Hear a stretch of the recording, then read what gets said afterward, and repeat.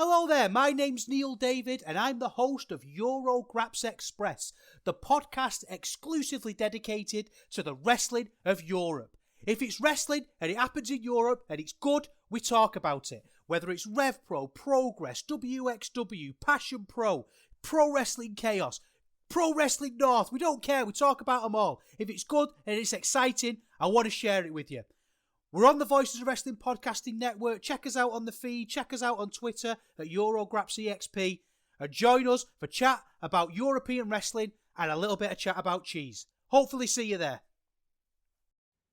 Hey kids, do you like wrestling? Well, we like wrestling too. We are Shake Them Ropes here on the Voices of Wrestling Podcasting Network. Myself and Chris Novembrino kind of doing a lazy river of wrestling criticism, going through the news and whatever happened in stateside television wrestling. And also, you know what? Sometimes we just like to watch old stuff and talk about that too. Love for you to give us a listen. If you haven't already, we are Shake Them Ropes here on the Voices of Wrestling Podcasting Network. This podcast is a member of the Voices of Wrestling Podcasting Network. Visit voicesofwrestling.com to hear the rest of our great podcasts, as well as show reviews, columns, opinions, and updates across the world of wrestling.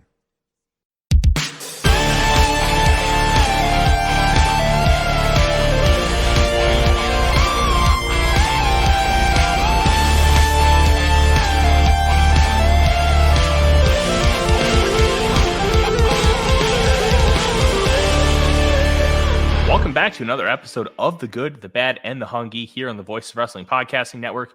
If you're listening on the Voices of Wrestling feed, please consider joining The Good, The Bad, and The Hungee feed and hitting that subscribe button and giving us a 5-star review. Dave Meltzer would do it because we are a very fun podcast. I'm your host, Tyler Fornes, and with me today, as always, my co-host, Fred Moreland. Fred, we are reeling off of a wonderful Revolution pay-per-view, and we had a very succinct Dynamite that set up a lot of fun storylines.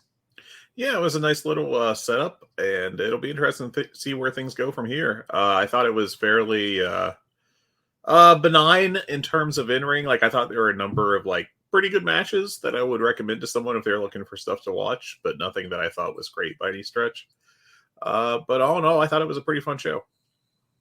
Yeah, I thought it was fun in a different way because it was not necessarily meant to be a great in-ring show. And it's not that you can't have great in-ring matches with a show like this. It was more, hey, we are going to set the table for and build the foundation for the next batch of storylines that are going to culminate at Double or Nothing at the end of May. And I thought that was really important. Let's just kind of jump right into the news, Fred, because there is a lot here. The biggest piece of news, our top story, AEW is working on re-signing the Elite.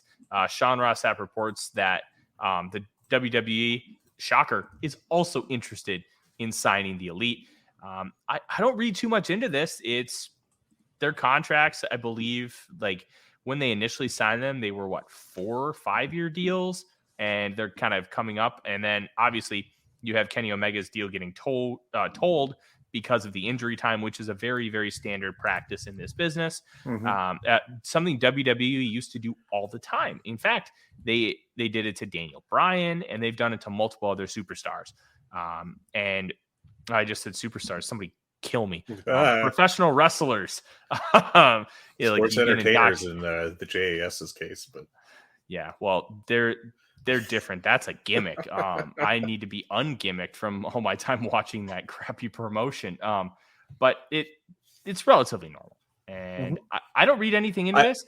Of course, WWE is going to want to sign these. Yeah, one would expect them to purchase them. I did make a mistake putting together the run list. It's actually the Observer that reported that, not Sean Ross Sapp. So I apologize for that. But yeah, I think that this is not really particularly newsworthy. If you think about it for 2 seconds, you would obviously expect WWE to want to sign them, and we'll see what happens. I think I don't think anyone would want any AEW fans would want them to leave AEW, but I think AEW is in a position where if they left, they would not immediately die by any stretch. So it would be a big blow. I'm not going to downplay it completely or anything, but it's what it is. So Yeah, it's going to be a non-issue until we hear that there's actual steam, or hey, WWE has a contract offer on the table and the Elite are like seriously considering it, or they're signing. Like it of course, both companies are going to want to sign these guys. Oh, If yeah. they didn't, they would be disingenuous, and whoever was running those companies should not be running them, because these are brilliant professional wrestlers. Yeah, it would be management malpractice. So to not want to get those guys into your management malpractice, that is a fantastic way to report it. And let's kind of transition out. Revolution, let's talk about the business. They did 9,000 paid, or 9,000 fans, 8,000 paid. So we're talking more than 8,000 paid. It's just an approximation. I don't think they did 1,000 papered. I really don't. They obviously, every show you're going to have comps, you're going to have family members, friends, you're going to have media that don't have to pay to go to these shows. But we're also talking about an $800,000 gate, which is awesome. Very good. They got about $125,000 for movie theaters, which, look, I almost went to a movie theater and paid like the $30 to go.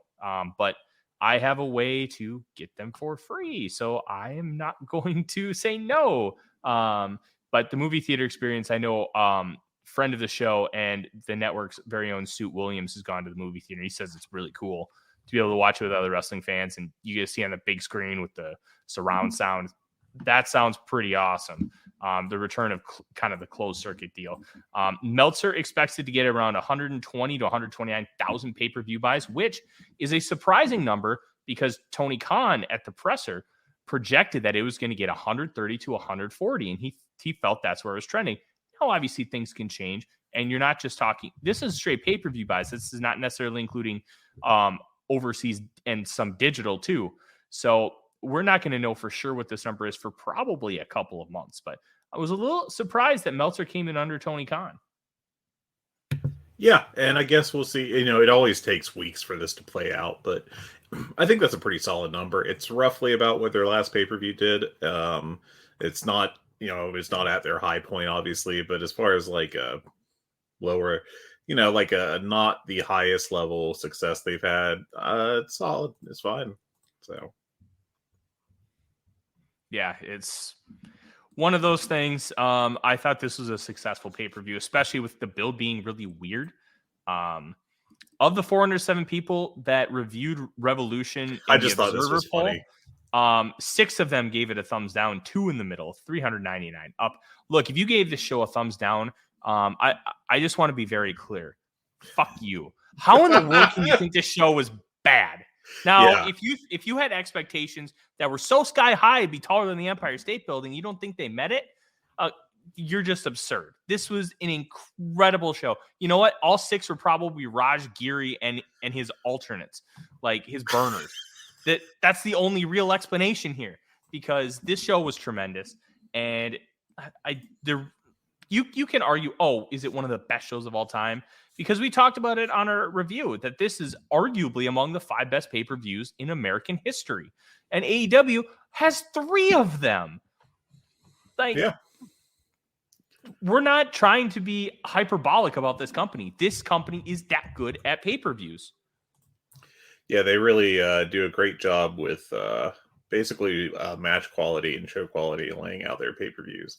There's definitely room for criticism of other aspects of the company, I think, but I don't know how you could watch that show and give it a thumbs down at the end of the night, but here we are, and 6 people disagree with me. I just thought that was kind of funny, but hey.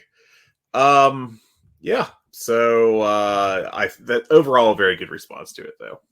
Yeah. Speaking of stories I just thought was kind of interesting, let's talk about away from AEW slightly.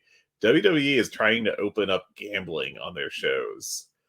In part telling people, and this made me laugh hard when I saw it the first time, that they will lock down the results of matches months ahead of time, but would not tell the wrestlers or anyone involved those results until just before the match takes place.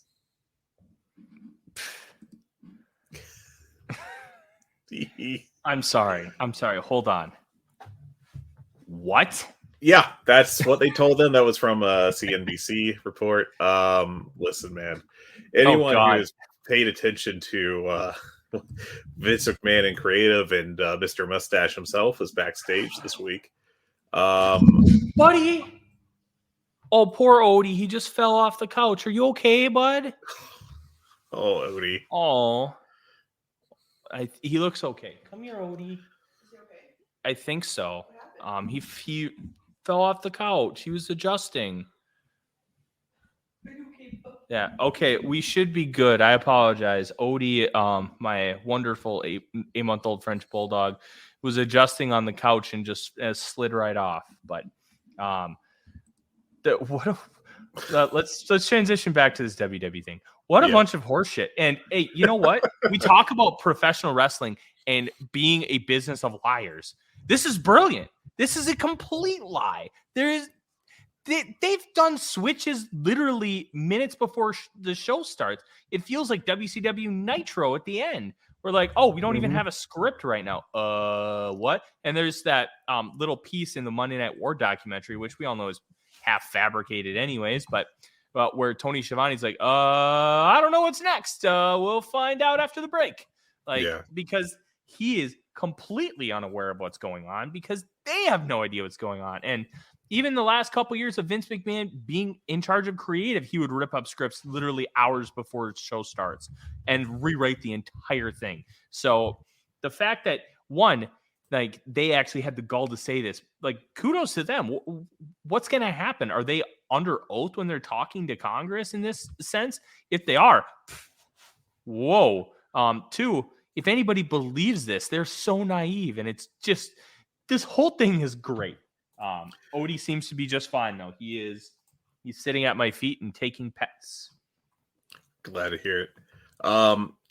So this is with AEW doing the DraftKings stuff, which I haven't really looked into much at all, and I think WWE started doing something similar, where I think it's less of a I don't know how it works because Kentucky does not have legalized gambling outside of horses. But it's just kind of absurd to me. I know the story is about when I think it was mainly in the UK that there was betting on WWE events that insiders would swing the odds dramatically late because they knew who was supposed to win a match, and that it would have a dramatic effect on things. And it just seems I can't believe anyone's really considering it, but this is where we are, I guess, with sports gambling. Yeah, it's wild, but I mean, good on them for trying. Let's move back to the Tony Converse and ratings for Dynamite. 858,000, a .29 in 1849 demo, number 4 on the night. Numbers 2 and 5 were all Real Housewives adjacent. And I'm not quite sure how this all works because I don't know if you know too much about me, Fred, but I don't watch the Real Housewives. We are a next level chef family here in Minnesota. That show's great. You got to watch it. It's really stupid, but it's a fun way to hear a cooking show. And when you kind of take a look at everything, like 858.29, considering how few people are watching television, how many people are watching this thing on Bravo, like, because we know Real Housewives has been a competitor of theirs for some time. Like, and kind of hearing like little scuttlebutt, like, oh, this was kind of a big deal. Okay, that's fine. Whatever. And I wish it was a little higher, especially with the acclaim that the pay-per-view had. But I think this is something where you can really look at the potential of the DVR being even more important. Yeah, I don't think it's a particularly bad number. I think it's fine. Not a panic number at this point in time. Again, I always try to assess it over a period of time rather than just 1 week numbers. It's what it is. It's fine-ish. So, yeah. This is interesting. Honor Club, they have the most ever subscribers for the service at 12,000.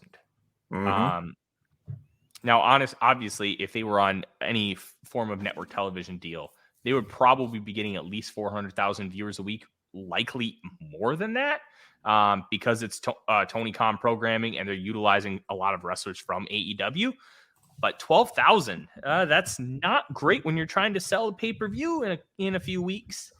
Yeah. I think that we're going to see those pay-per-view numbers take a pretty significant hit now that it's not on AEW TV, getting promotion that way, at least regularly. But yeah, I mean, it's I'm shrugging because it's a visual medium. But yeah, I mean, also the fact that like it's their highest number ever, like, yeah, I'd hope so, man, because like you just went off all that, your biggest promotion of the company ever for like a whole year. Well, one would certainly expect it to be at its high point. 12,000 as the high point isn't grand, but I'm not shocked by it.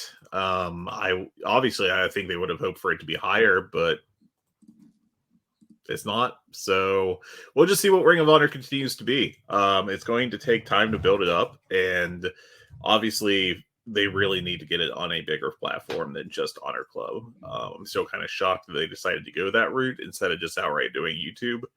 It feels like that would be a good opportunity to sacrifice money for exposure, and to hopefully get something going, with actual money involved. But yeah, and even so, like the monetary value of that is not necessarily great, but what you can do is be like, hey, I can come and show you stats within the first however long we had like 1 million views in the first 24 hours. And of those 1 million views, there were like, let's say 500,000 that ended up watching the entire show and didn't just click and generate things that way.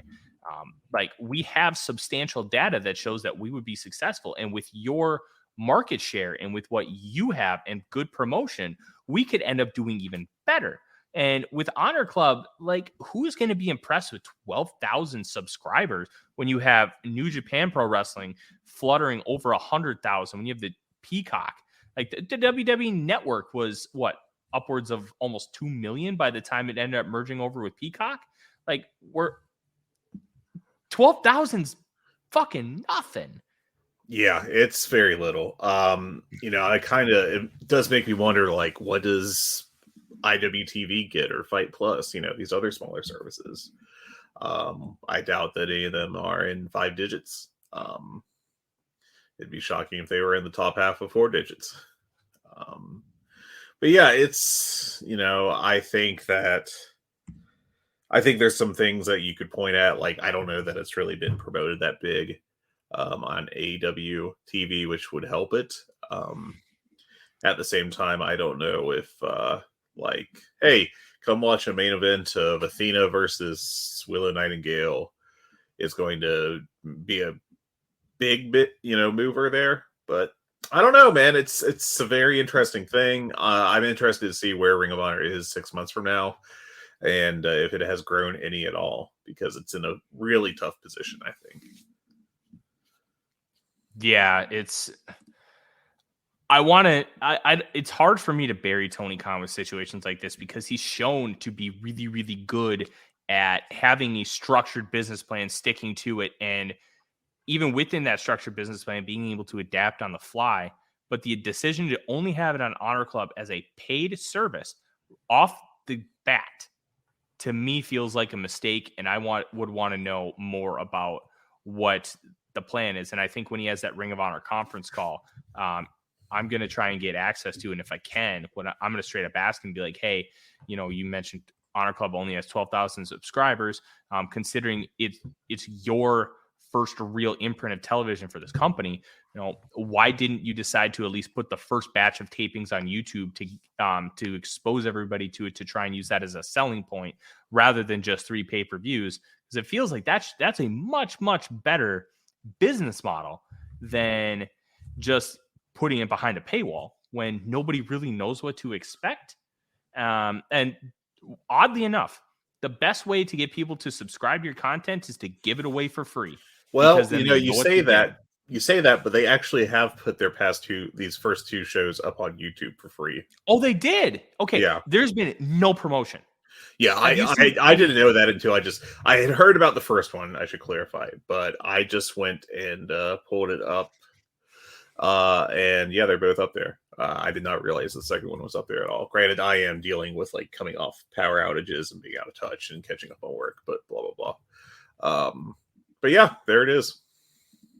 Yeah, it's going to be very interesting to see how they continue to talk about these things. All right, last bit of news, and then we're going to get into a very interesting Dynamite. Jake Roberts is back with his former wife, Cheryl, and you may remember her because she was a part of the Rick Rude storyline way back in the day.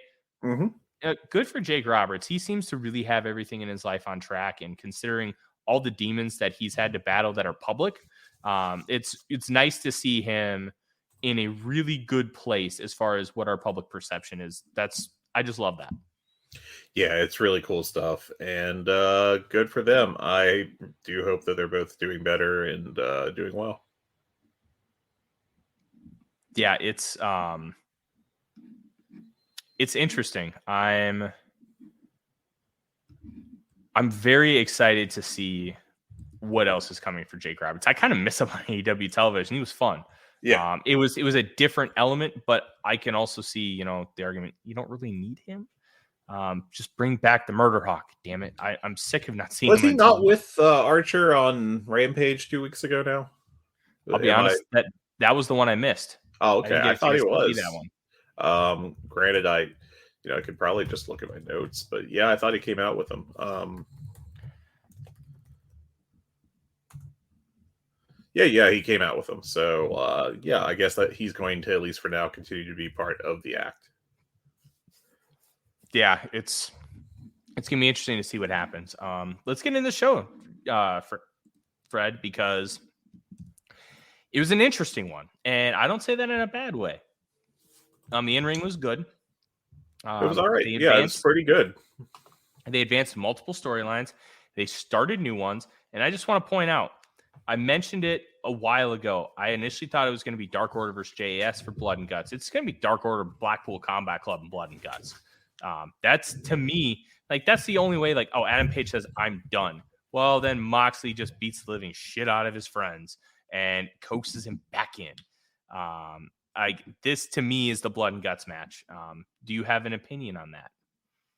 I don't think it's going to be Blood and Guts.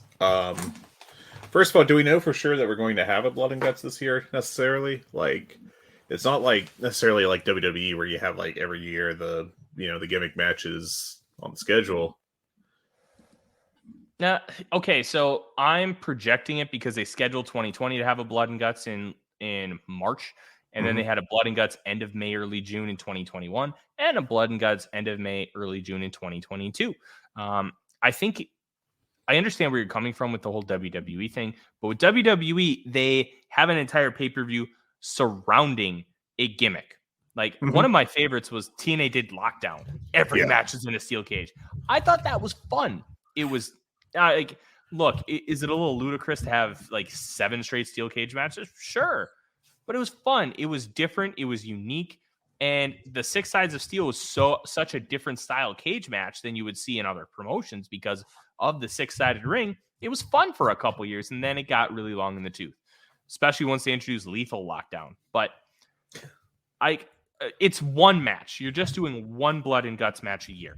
And I think they've done a really good job building the 3 feuds that were supposed to be in Blood and Guts. And I would project it's still going to happen. Like, otherwise, why in the world would Dark Order and Blackpool Combat Club still be feuding? From your perspective, what logical reasoning would that be? Other than like John Moxley's just pissed at Adam Page that he had to tap out and just wants to kill his buddies. That's kind of what I thought it was, to be honest. I don't think Dark Order, outside of Page, obviously, who is a main eventer, I don't think Dark Order is hot enough to, like, granted, you can build them up and all that, but right now they just do not feel hot enough to be part of a Blood and Guts type match as a major part of it. It very much comes across like Like when they came out, when Reynolds and Silver came out, like the reaction to them was very subdued, especially to where it was like a year and a half now or 2 years ago. So yeah, it just doesn't strike true to me that like that's going to be the booking. I could be wrong, and I definitely see how like the numbers add up. You could definitely get the numbers out of it, but yeah. It's funny you bring up Lockdown because I actually am trying to get through the You've Got to Be Kidding Me podcast from, I don't think the new one, but the one before, where they talk about the first Lockdown. Oh, the main event of that show is one of my favorite matches of all time, Abyss and AJ Styles, where Abyss is coming into the ring and Styles just does that awesome tope, and they just beat the shit out of each other for 20 minutes.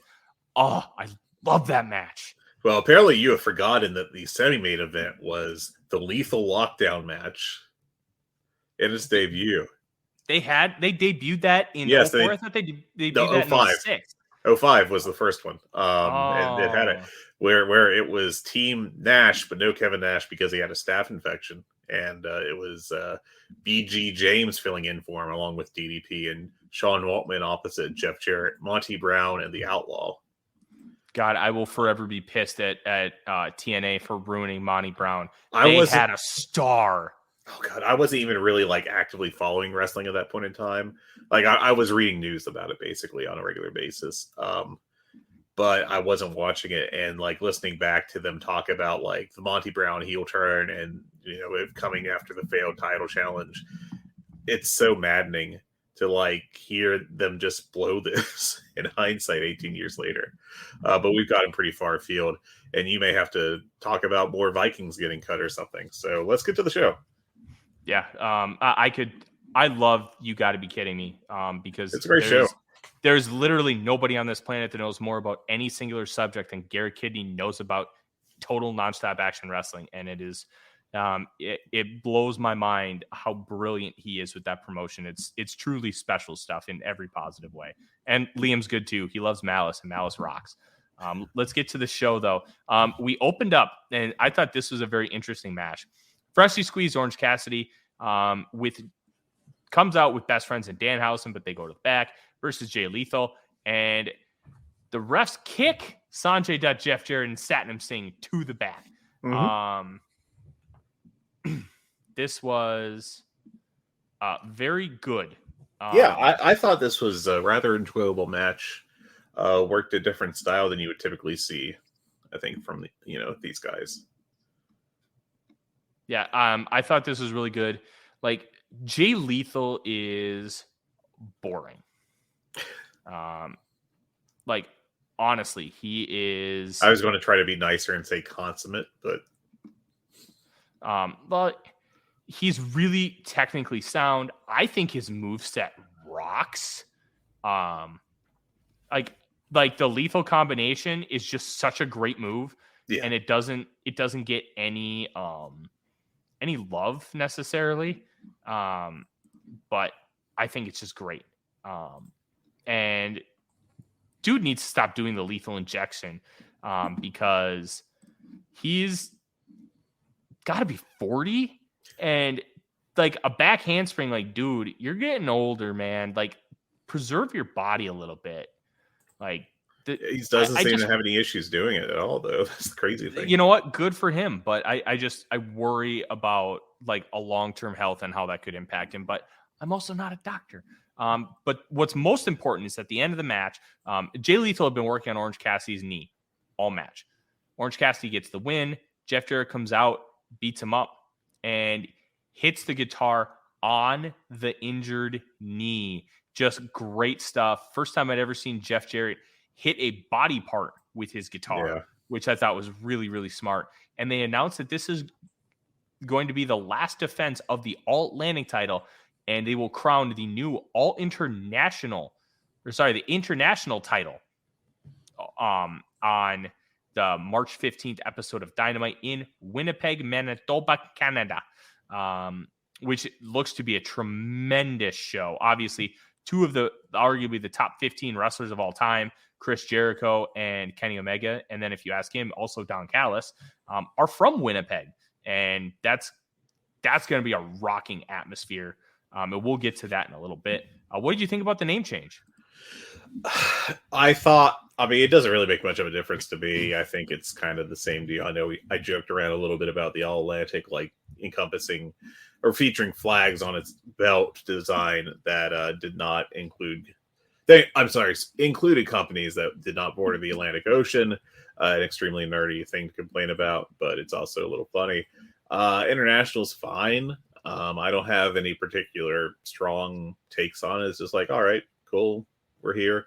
I think it's funny to see people like have earnest takes about it. Like, it just doesn't strike me as something that matters at all. I did think it was extremely goofy to try to tie that into Shazam. That was a little silly, but again, if that's the worst you got, then you're doing all right, I reckon. Yeah, I think they probably should have just done that initially, because when you call it the All-Atlantic Championship and you have a Japanese flag on it, they're not exactly in the Atlantic. Right. But so I think this name change should have been done from the beginning, but is what it is. This I thought was really good. And not necessarily the interview itself, but the reason behind it. Renee Paquette's backstage with Powerhouse Hobbs, and Wardlow's car was broken into. His gear was stolen, as was the TNT title. And Powerhouse Hobbs ends up doing a promo about that. And I thought intertwining that into, because everything is AEW canon, intertwining that into this story, which already has some bad blood, which Wardlow wants to beat the crap out of Hobbs, and Hobbs really wants that TNT title. I thought this was a really nice touch. Yeah, I thought it was a cool promo and pretty enjoyable. Good work by Hobbs here, I thought. The show had a lot of shorter promos that were pretty good, and I thought did well in general. Yeah, exactly. But we'll get more to that as that match was the main event. Absolute Ricky Starks comes out to the ring, talks about us having a hell of a week and how he took out the JAS, and people are like, oh, what's next for you? Then all of a sudden we get the generic Bullet Club music, and you get the ho, ho, ho, ho, ho. And then in comes the guitar riffs, and you think, oh my gosh, is this Jay White? Everybody, yeah, everybody thought it was Jay White. Yeah. Nope. Rock hard, Juice Robinson comes in and gives the left hand of God. I don't know what he calls that now that he's with Bullet Club. I think it's something different. But he just knocks him out, stands over him, and he ends up giving a promo backstage. I can't remember if it was later in the show or on social media. I think it was on social because I don't have it in my notes. Yeah, and he kind of gave a vague promo, and it sounds like we're going to hear more from him next week. But he says Bullet Club for life, which obviously everybody knows it's Bullet Club for life unless they kick you out. And I'm very intrigued to see where this goes, and I think this could be a really fun way to get Juice more on television because he is all elite. Mm-hmm. And this could also be the beginning of something for Forbidden Door, because Juice did help Kenta win the NJPW Strong title at Battle in the Valley, the U.S. New Japan show. So this is all very interesting. Yeah, I guess, I think we have a lot to kind of see what happens, see how much Bullet Club involvement there is. And of course, you have the whole deal with Jay White's contract status kind of hanging over us. It's possible to say right now where that is headed just because, no one's really saying anything. But, if this plays into it, that could, be cool. And if not, I think it'll be just fine. Yeah. I'm going to really pay attention to this because I'm very intrigued. Let's continue on. Next, we had Tony Schiavone interviewing Wardlow backstage to really emphasize what's going on here. Wardlow, I've dealt with a great deal of loss lately. Fortunately, some buddies of mine let me borrow some clothes. So since I'm dressed for the occasion, how about we do a false count anywhere, anything goes match, Hobbs? I am the TNT champion. No man on earth is going to take that away from me.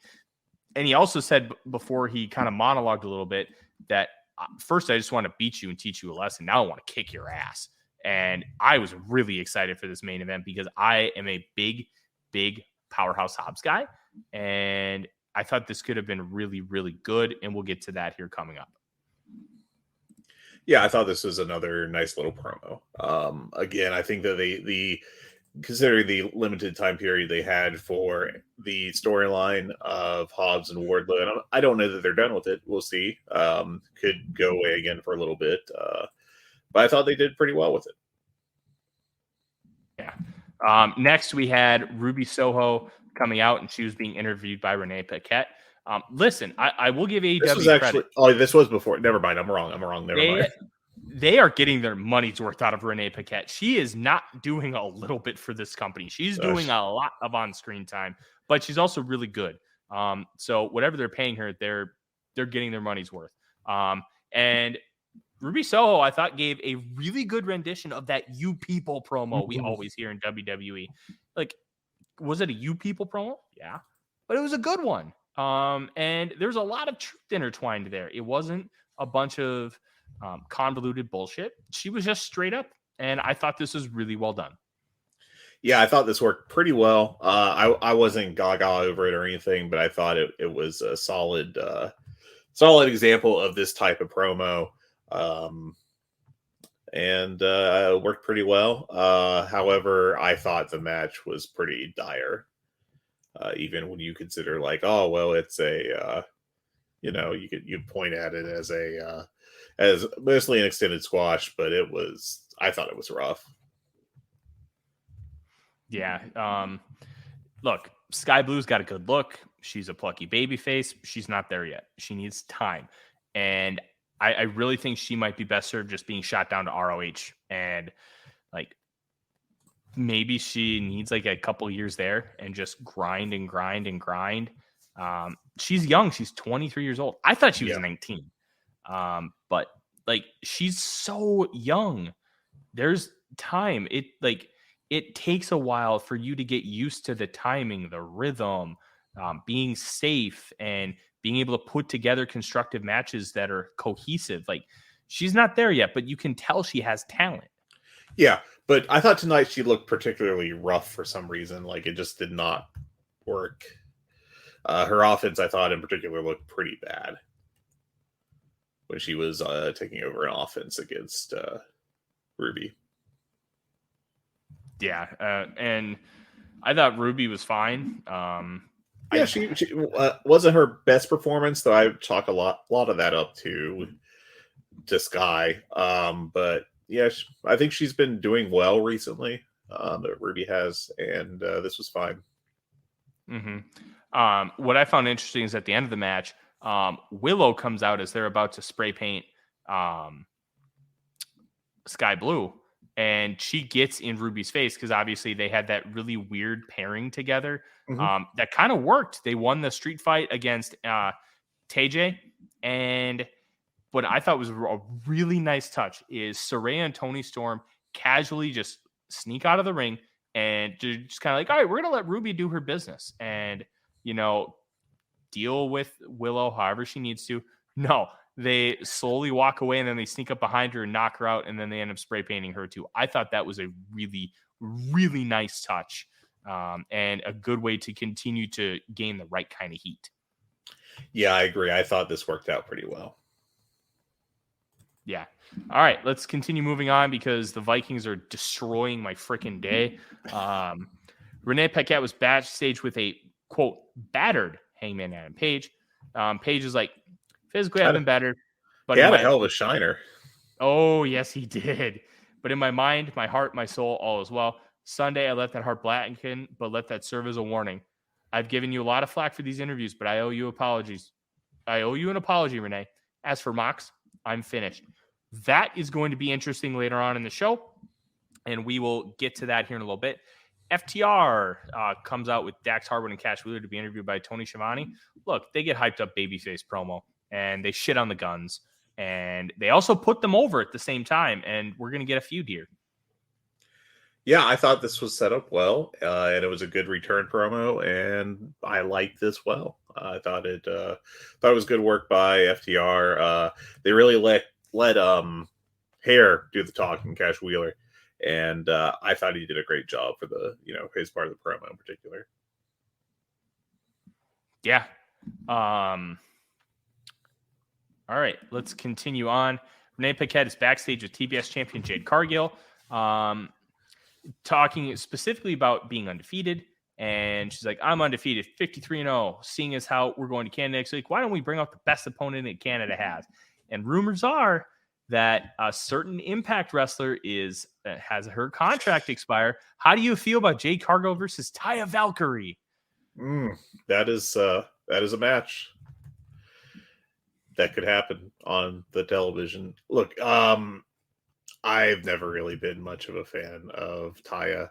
I've never thought she's been particularly good. She basically seems to me like a 2-star level worker, like somewhere around that Madison Rayne level. And I don't know. I think I'd go with the strategy of bringing good wrestlers if I was Tony Khan. But, I guess instead you could bring in Taya. Yeah, I'm gonna hold out hope it's not Taya, because that's just like some people trying to like project. But yeah, if it was Taya, it'd be rough because she's bad. Let's continue on. Trios match: Air Fox and Top Flight with Dante and Darius Martin versus the Jericho Appreciation Societies, the Ocho, Chris Jericho, and I believe they refer to him as his sons on TV, Daniel Garcia and Sammy Guevara. Now, please correct me if I'm wrong, but that resonated with me when I heard it. This was a overall pretty good match.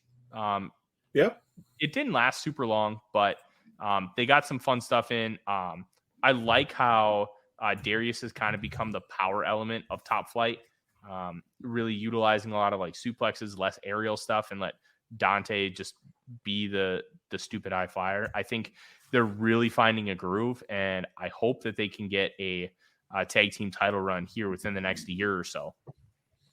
Yeah, I think they're a very good team, and I actually would almost prefer to see them get a trios title run with AR Fox, because I think he's doing great work too.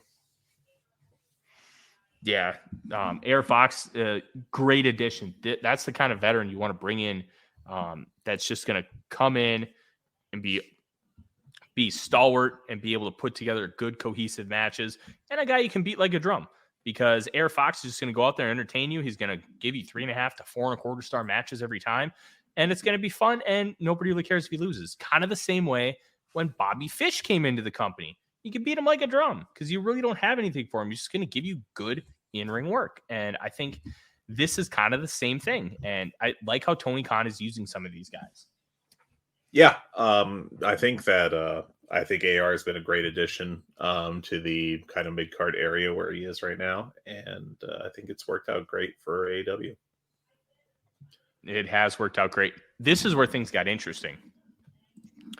Angelo Parker, Matt Menard, talking about the greatest trios victory in AEW history, and Matt Menard, he talks about 52 weeks, 1 year of the Jericho Appreciation Society. And Garcia was like, oh, we should be the number one contenders. And Jericho's yells like, so like we said, we're deeming ourselves the number one contenders for the AEW Trios Championship. So House of Black, turn off the lights and get in the ring. Well, they get the Elite, and they get some nice words back and forth. And I thought this was really good from Omega. Oh, hi, Chris. We've stayed out of your business, and you've stayed out of our business. And I'd like to think that came from a place of respect. And then Don Callis, being the dick that he is. Yes, just makes everything awful. Yeah. Let me handle this, Chris. Everyone knows the Elite established the AEW World Trios Championships. I agree with those that say you are one of the greatest professional wrestlers of all time. Unfortunately, Chris, you're the second best wrestler from Winnipeg. And if I feel like I had a couple of months to train, you'd be number 3. And then House of Black comes out next week. If you want these, come get them. So we're going to get a real triangle gate style match with the 3 trios teams. That could be a lot of fun. Yeah, I actually thought this segment was great. I liked it a lot. I thought that the way they worked in the lights going off and the surprises with it to set up the the match with the Bucks and JAS and the House of Black. I thought that was all done really well, and I enjoyed the segment, and I'm looking forward to next week. I think that has tremendous potential as a match. Yeah, I'm really excited. I kind of wish it was just the Elite versus the JAS, but I could see this becoming a longer term feud. Omega and Jericho really haven't touched in a couple of years, and I think this could be a lot of fun, and especially because they haven't touched in a couple of years. Like, it's fresh. That helps out. It's and this is why, like, hey, you can go back around to feuds that you've already done before because it's been long enough. And I'm very excited. Tony Khan. And they're also doing it. I mean, it's really important to note that they're doing it in a very different way by having them do it as a trios match rather than just outright doing a return of, I guess it's time for Jericho Omega again, which I think some companies would just kind of uncreatively go to that. Oh, absolutely. I could think of like 6 that would do that. What I found interesting here is this is where they have they announced that it was the International Championship, not the All Atlantic Championship anymore. This is the longest I've ever heard Tony Khan speak on television before, and I found that one very interesting. That he didn't have somebody else do it; it was him talking on a microphone in front of a camera. Not something you see from him very often. Yeah, and I kind of imagine that it's in part a tie-in with Turner, and he really thinks that is very important to AEW. Obviously, he's right. I mean, it is tremendously important to them. But I imagine that that's a pretty big part of why they handled it like this, that they really featured, the movie tie-in as part of the announcement. And yeah, that was a cool little promo. And for all the snowman jokes that people make, including those employed by WWE, he came off pretty normal here, I thought. Yeah. Let's continue forward. I want to talk about this. Footage was played of a very emotional American Dragon Bryan Danielson. This was a great promo. MJF. This was great. He said he was ashamed that he tapped out to AEW World Champ MJF, and maybe it was time for Danielson to go home. This could be a lot of different things. This could just be he needs a little bit of a break. I personally think it's not a retirement, even though I kind of thought that maybe initially. But what I really think is he's going to reset, and Danielson's coming back for the G1. I think Tony is going to let him do the G1 because it's something he's always wanted to do. And when he wanted to talk about re-signing WWE, he's like, I want to go wrestle in Mexico. I want to go wrestle in Japan. I want to do this World Traveler stuff. And I think because of the injuries last summer, and Danielson being one of those injuries, he didn't get to compete in the G1, but we know that they wanted him. And I think they could be planning on giving him a little bit of a break from AEW television, having him do the G1, bring him back right before or after All Out, and you can just cycle guys in. You have guys, Miro hasn't been on television for months. Lance Archer has barely been on television. You can cycle guys back. Christian is now back. Adam Cole is going to be back in the ring in a few weeks. That's to me what the plan is. What do you think? I think it's a clear case of him, leaving the territory for a little bit, just taking a break. And maybe he will come back as that. Another thought I had was, there's a possibility, I think, with the BCC, and we'll get to that here next. The BCC has really kind of changed since William Regal's left the company. And they've become a really far more heel group. And I think every week they're featuring that more and more. And I think that, as we progressively see BCC become more of a heel group, it seems like Bryan Danielson's involvement has decreased progressively at that same time. And I think that sets up as a possibility him coming in and going against the BCC, possibly taking it as a affront to what his mentor, William Regal, tried to set up before he left. and taking offense to, their behavior and how they are choosing to do things by taking a bunch of cheap shots now. And I think that could work really well if they choose to go that route. Yeah, it'll be interesting to see what happens as far as Danielson's concerned long term. I'm very intrigued to see what's next. But this is something I wanted to talk about all episode. The Dark Order's Alex Reynolds and John Silver. I thought this was a fascinating segment. Me too. Versus the Blackpool Combat Clubs, Claudio Castagnoli and John Moxley, with Weeder Eula at Utah as their second. I thought, one, this was a fun match, but two, it wasn't so much about the match. It was about the Dark Order gets Reynolds in the rear naked choke, forced him to tap out. And then after the match, he gets Reynolds back in the Bulldog choke. Silver tries to break it up, but intercepted by Claudio Castagnoli. Evil Uno ran to the wing, and Yuta chop blocks him. And we get Hangman Adam Page. Looks at Moxley, basically telling him, like, hey, what the hell are you doing here? He gets attacked by Claudio, and they just beat everybody up. And did a big pull apart. This is why I think it's the blood and guts match. Yeah, and I mean, for sure, it could definitely that's a definite possibility on the table. I think what's kind of interesting with how this went is specifically that that Page stormed right past Moxley, and they made a big deal out of that on commentary, and Mox just stood there. Page was checking on Reynolds, I think it was. Cesaro went up to like push him, and Page just popped him in the mouth real quick, hit him big time with the fist, and Claudio, did a big sell there. And then it led to, I think, it led to the beatdown by BCC.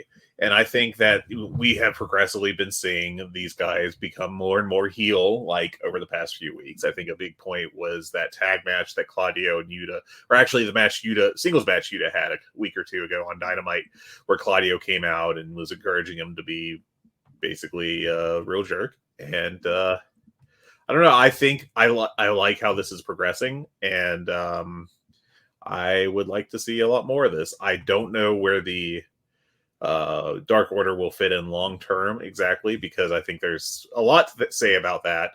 Specifically, how much I don't think you can overstate how much momentum they've lost since like the pandemic, basically, when they really got themselves over on BTE and were well loved for their goofy segments. And over the past year, it feels like they've just really lost momentum terribly.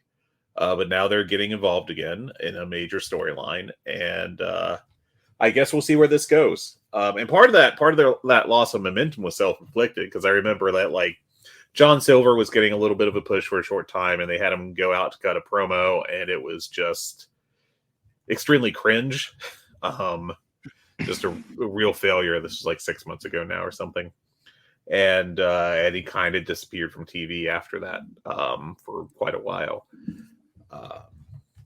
I don't know. I think this could be really interesting to see just where their careers are headed in the company. I like their work.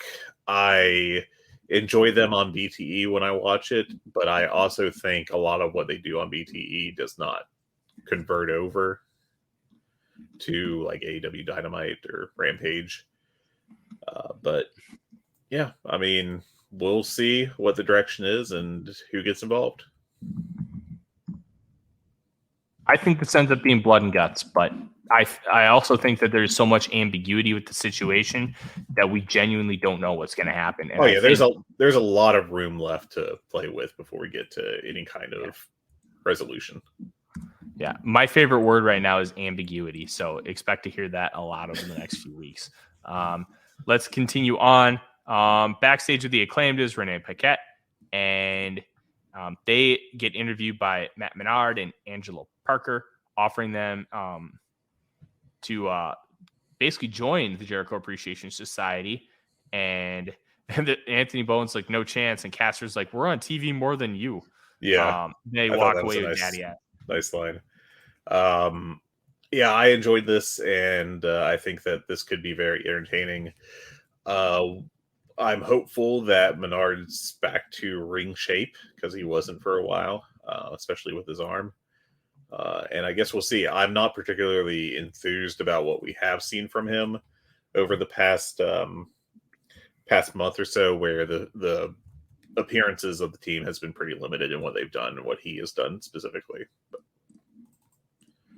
Yeah.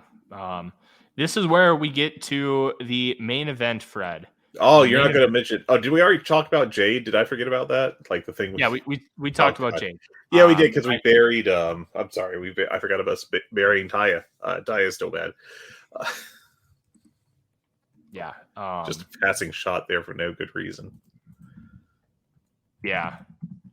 The main event, really good until the end, and I'm going to bury the living shit out of this. Wardlow versus Powerhouse Hobbs, where Powerhouse Hobbs beats Wardlow with a 10 count to win the title. Now, they announced this match as false count anywhere, anything goes, pinfall, or giving up. They did not announce a 10 count when they announced the rules of this match. And Powerhouse Hobbs won on a fucking 10 count. Yeah. What are we doing? This didn't bother me too much. I mean, because it was treated as more of a knockout situation than a like WWE style death match. They did. Or That Texas was the death other match. thing. They did say knockout, but Wardlow was moving. It wasn't like he was dead on arrival. Like, if you wanted to do the knockout thing, I get that. That makes total sense. They botched it. And any momentum that they could have given Powerhouse Hobbs, which I believe is going to be a long run, they really kind of undercut him here, and it was very disappointing. Yeah, I don't think this did him particularly a lot of favors, unfortunately. I think the biggest issue being that he... I mean, the thing I took real issue with was that after the match, you've got him selling like the entire time while they're doing the 10 count, while QT Marshall is doing a lot of stuff to get attention. And I thought that really overshadowed, Hobbs getting his first title. I thought that was not well, done within, accomplishing the goal of making Hobbs a big star. Yeah. And kind of what we're talking about is the end of the match. QT Marshall came out and beat up Wardlow with a chair, and then it took a low blow first, so there's that at least. It ended up spine bustering him through this like table gimmick that they had set up. Like those old WWE shows where they power bomb him off the stage through something. It was one of those deals. Yeah. And I like that it's storyline based, where Marshall said that, hey, I got your back anytime you need, because he's kind of doing that Italian mobster gimmick where, you do me a favor, I do you a favor. And okay, cohesion. I like that. But I thought that they could have at least made Hobbs look stronger. And I really thought they failed to do that here. Yeah, I don't think they particularly did him any favors with this part of it. But, I also don't think it was like a huge disaster at the same time. I just think it was like, we kind of didn't pull that one off perfectly. But that's just my take on it. I can definitely see like harsher takes, and I can't really disagree with them. I think, what you got was imperfect. Yeah, it's just kind of one of those things. I like that we're going to get Hobbs as the TNT champion. I think that's going to be fun. We've seen the book of Hobbs for however long. And I think that we know, because we've heard that they want to push Hobbs really hard because they really like him. Hobbs is also like 33 years old or something. He is not a young man. Even though he's really new to the national scene, he's not young. So you kind of have to shoot while the iron's hot. And obviously, it's not like you have to do it literally now or never. Oh, yeah, he's got plenty of legs left, really. But at the same time, like, you don't want to wait forever either. You should push him at some point. He's been fairly hot for a bit, and you should take advantage of that. So, yeah, 100%. That's our show today. That's it. Fred, I made it through the whole show without the Vikings releasing another player. I think this is a cause for celebration. It is.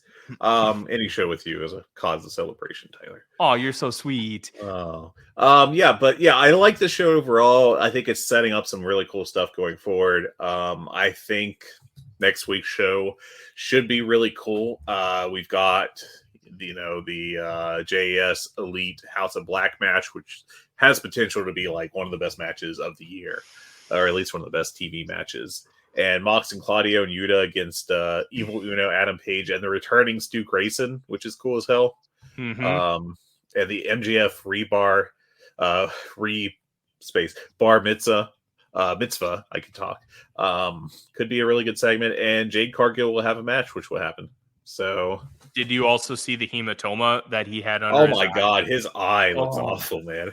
Oh jeez, yeah, not a good time. A bunch of people came out of that show looking like shit, which is not a surprise given how some of those matches went. But yeah. But we're setting up to be in a good spot, and I think next week's going to be a very good in-ring Dynamite that continues to advance some of these storylines. Unfortunately, I likely will not be able to record next week because I am in Arizona for my sister-in-law's wedding. So it's likely going to be a Fred show next priorities. Week. I mean, come on now. Yeah. A wedding over all of this. Just look at all this, Tyler. Yeah. Listen. Listen. My wife's in the house. I'm not going to say anything, but you can find me on Twitter at @TheRealForno and all my Vikings content at The Vikings Wire. You can follow Fred on Twitter at Flagrant Wrestling with an R, not a W. You can find the show on Twitter at GoodBadHungee. If you want to ask us a question, you can do so through our Gmail account at hungeepod@gmail.com or the Voice of Wrestling Discord, where we have our own channel, The Good, the Bad, and the Hungee. And anytime we get asked a question, we will answer it live on air, and we will continue to communicate with you guys as we greatly appreciate you listening to our show. In the meantime, I'm Tyler. This is Fred. Have yourself a great day. Take care, everyone.